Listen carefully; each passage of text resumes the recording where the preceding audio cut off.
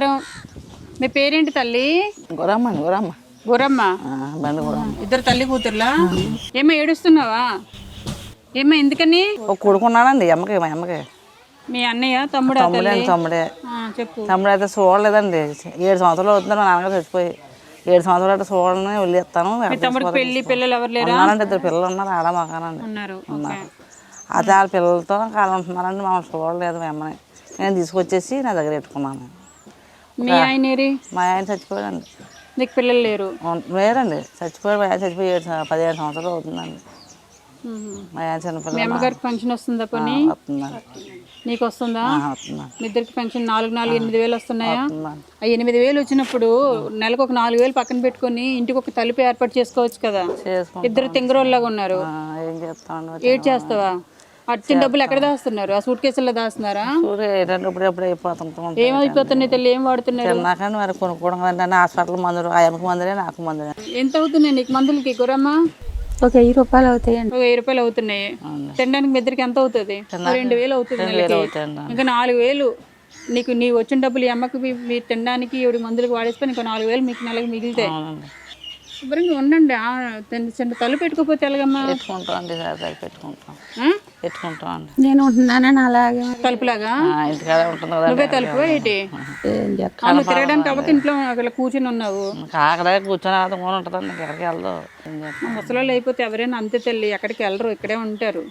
అందుకే వయసులో ఉన్నటప్పుడే పని చేసుకోవాలి, కష్టపడాలి, డబ్బులు సంపాదించుకోవాలి. నువ్వు మంచిగా ఉన్నావు కదా, నువ్వు పని చేయవా? ఏం బాగోదు? అదే కాగితాలు. ఎప్పుడు వచ్చింది మీకు? మా ఆయన ఉన్నప్పుడే వచ్చిందండి. మీ ఆయన ఉన్నప్పుడు. మీకు ఎన్ని సంవత్సరాలు అయింది వచ్చి చెప్పండి? సుమారుగా 10 సంవత్సరాలు అవుతుందండి. మీ ఆయన చచ్చి 15 ఏళ్ళు అవుతుంది. 15 ఏళ్ళు కాదండి, 12 సంవత్సరాలు అవుతుందండి. ఆ వ్యాధి వల్ల చనిపోయారు? మామూలుగా చనిపోయారా? ఆ వ్యాధి వల్ల చచ్చిపోయారు. అప్పుడు కానీ మందులు వాడుతున్నామండి. మందులు అవి ఫ్రీగా ఇస్తారు అనుకుంటాను. ఇస్తారండి, అక్కడ వెళ్ళి ఇస్తారు. మీకు ఆరోగ్యం బాగోదండి, చెప్పుకోలేని వ్యాధి వచ్చింది, మందులు వాడుకుంటున్నారు, పని ఏం చేయట్లేదు. ఏం చేయలేదండి పని. అంటే అది వచ్చిందని చెప్పి మీరు పని చేయడం మానేసారా? ఇంకా పని చేయలేకపోయారండి. ఎండలోకి వెళ్తే ఒళ్ళు అంతా మంట వచ్చేస్తుంది అన్న. ఎండలో పనికి వెళ్ళలేదండి. సరే పోనీ. ఇంట్లో బియ్యం అవి ఎక్కడ పెట్టుకుంటున్నారు? డబ్బా ఉందండి. బియ్యం ఉన్నాయా మరి ఇంట్లో గురమ్మ? లేవు, అయిపోయాయండి. నెల అయిపోయింది కదండి. 10 కేజీలు.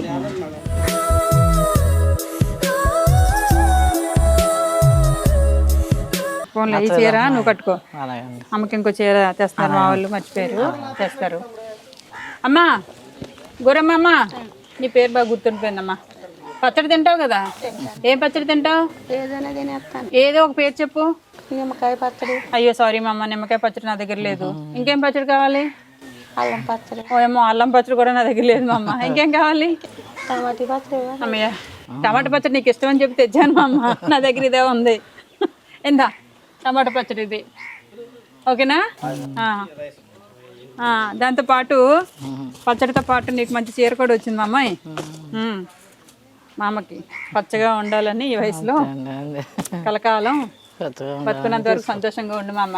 చీర ఇది నీకు, కట్టుకో. తర్వాత ఇందులో కందిపప్పు, మా అమ్మ కందిపప్పు, ఆయిల్ అన్నీ ఉన్నాయి, నిత్యావసర సరుకులు అన్నీ. రాజు సింహరాజుకి ఎంత ఆనందంగా ఉందో, శుభ్రంగా ఉంచుకో. అన్నీ ఉన్నాయమ్మా. ఇవి 25 కేజీల బియ్యము, ఇవి నిత్యావసర సరుకులు అన్నీ ఉన్నాయి. ఇవి నేను మీకు 6,000 రూపాయలు ఇస్తున్నాను. ఏది తలుపు ఒక 3,000, కమ్మకు ఒక 3,000, 6,000 వస్తాయి. మీకు ఇద్దరికి పెన్షన్ వస్తుంది. 4,000, 8,000 వస్తున్నాయి. కొంచెం తెలివితేటలు వాడుకొని నీట్గా ఉండడం నేర్చుకోండి. మీకు తినడానికి వాటికి అన్నీ ఇచ్చాను, ఓన్లీ ఇంటికి శుభ్రం చేసుకోవడానికి ఇస్తున్నాను. ఓకే, తీసుకో అమ్మ. 6,000 ఇస్తున్నాను. శుభ్రంగా నీట్గా ఇదంతా మట్టి, అది ఖాళీగా ఉండేటప్పుడు ఇంత మట్టి తెచ్చుకుని ఇదంతా ఫిల్ చేసుకోవచ్చు కదా. ఇంటి ముందు ముగ్గు లేదు, ఏమీ లేదు, ఇంట్లో తుడవడానికి కూడా సరిగ్గా లేదు నీకు. సరే అయితే జాగ్రత్తగా ఉండండి, ఉంటాను.